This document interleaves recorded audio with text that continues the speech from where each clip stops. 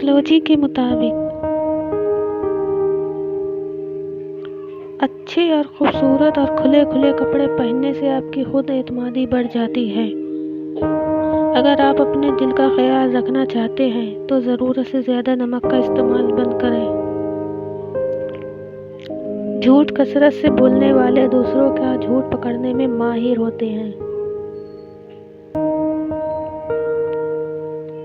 जज्बात को पैदा कर सकते हैं।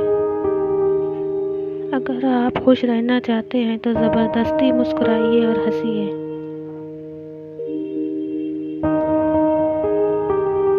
आहिस्ता आहिस्ता आपका दिमाग भी आपकी अदाकारी के मुताबिक अमल करने लगेगा